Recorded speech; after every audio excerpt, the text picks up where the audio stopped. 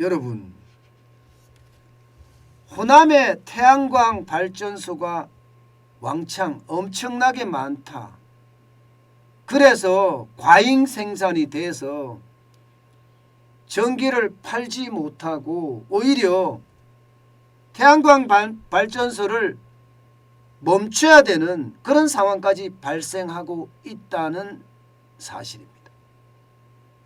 와, 여러분, 저는 또 이게 무슨 소린가 하고 제 나름대로 취재하고 또 내용을 분석을 계속 해봤습니다. 그랬더니 상황은 이렇더라고요.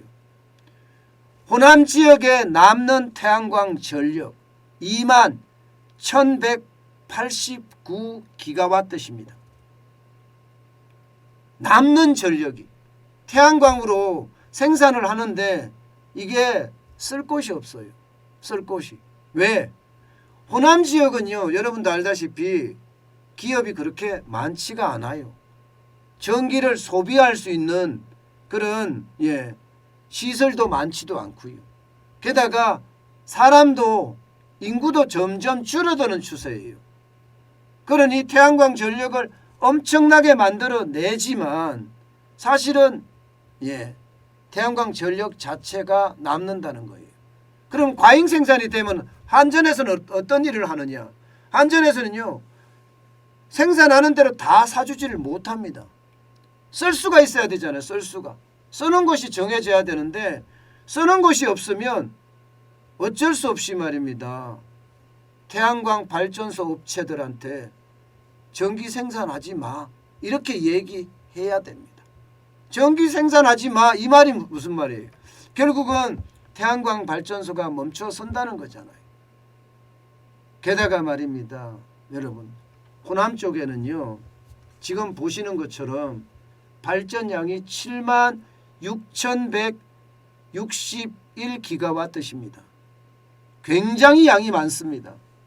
실제 시설로 보면 말입니다. 시설로 보면 지금 호남이 엄청난 시설을 가지고 있습니다.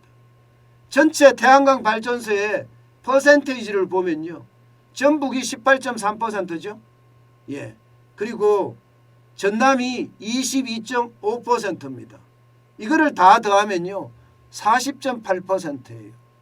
호남 지역에 태양광 발전이 40.8%나 쏠려 있다는 거예요. 쏠려 있다. 쏠려 있다는 거예요. 그러면 기업이 그만큼 많아서 사용할 기업들은 많아야 되는데 그렇지 못하니까 이게 남아도는 전력이 생기는 거고, 실제 남아도는 전력이 앞서 말씀드렸듯이 2만 1189기가와트시, 판매량은 5만 4,972만 2기가와트시밖에 안 된다는 거예요. 결국 말입니다. 이런 걸 보면 저는 그런 생각이 들어요.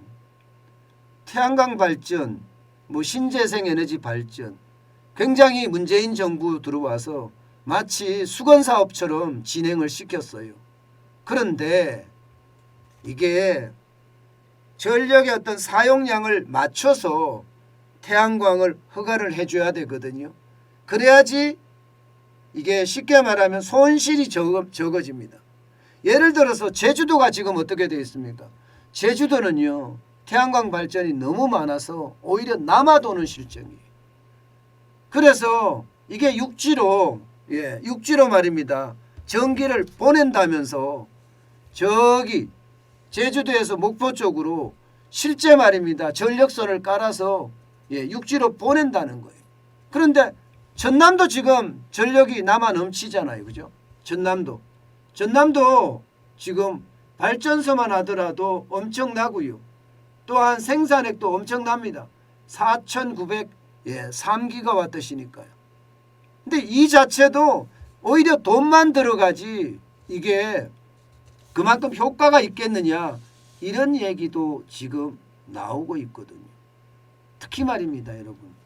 이 전남의 경우는요, 발전량은요 6만 1,840기가와트시예요. 근데 판매량은 3만 3,486기가와트시예요. 2배 차이 납니다. 2배 이상이 태양광 발전소가 멈춰서야 된다는 이야기잖아요. 이런 게 말입니다, 여러분. 주먹구구식으로 그야말로 우후죽순이라는 말을 제가 몇 번 썼습니다.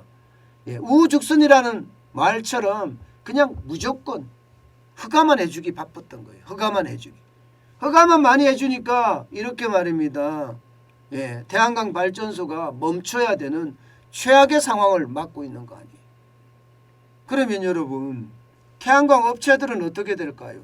이렇게 전력 수급에 미스매치가 일어났으니까 앞으로 제주에 이어서 호남 전역, 전남이나 전북에서도 발전소가 멈추는 그런 사태가 계속 일어날 것 같은데 참 답답하죠. 답답합니다. 사실 말입니다. 경남이나 이 부산 이런 쪽은요, 전력을 사용할 기업들이 많습니다. 그렇다면 이런 쪽에 아니면 수도권 이런 쪽에다가 쉽게 말하면 지역 어떤 배치를 잘 해서 정책을 효율적으로 이끌었어야 되는데 그러지 못한 게 지금의 어떤 현실이 되어버린 겁니다. 이제는요, 결국 제주도에서부터 시작해서 호남 지역으로까지 출력 제어라고 합니다. 출력 제어. 쉽게 말하면 발전소를 멈추는 건데 출력 제어를 그만큼 더 많이 확산시켜 간다는 이야기고요. 게다가 말입니다, 여러분. 이것을 저장을 해서 쓸 수 있느냐? 이것도 참 어려워요. 왜냐하면 보세요. 화력발전소나 혹은 LNG 발전소나 원자력 발전소나 여기서 나오는 전기는 24시간 일정합니다. 24시간 일정해요. 그리고 통제가 언제든지 가능해요. 그런데 신재생은요, 이게 날씨에 따라 다르고요. 게다가 일조량에 따라 다르고요. 뭔가 통제가 불능 상태입니다. 언제든지 바뀔 수가 있어요. 그러니까 한전에서도 이거를 일정하게 쓰려고 전력 계획에다 넣어놨다가 이게 불안한 겁니다. 그런데 그 불안감은요, 여러분, 점점 커지고 있는 거예요. 한전 입장에서는요. 왜냐하면 여러분 보시다시피 신재생 발전량 비중인데요. 2021년입니다. 7.5%까지 늘어났습니다. 2016년까지만 하더라도 4.8%였던 것이 7.5%까지 늘어났어요. 그러면 전력 사용 계획에 신재생 에너지 부분을 집어넣을 거 아니에요. 그죠? 그러면서 신재생은 얼마나 생산하고 화력은 얼마나 생산하고 LNG는 얼마나 생산하고 원자력은 얼마나 생산하고 이렇게 전력 계획을 짭니다. 그런데 이 신재생 에너지는 그야말로 들쭉날쭉하니까 이 전력 계획에도 차질을 줄 수가 있거든요. 그래서 그 차질을 막으려고 하면 결국 전력을 저장하는 장치를 개발하든가 아니면 전력을 보관하는 장치, 뭐 저장하는 장치나 보관하는 장치랑 똑같은가요? 모아놓는 걸 개발해야 되는데 개발비가 또 너무 들어요.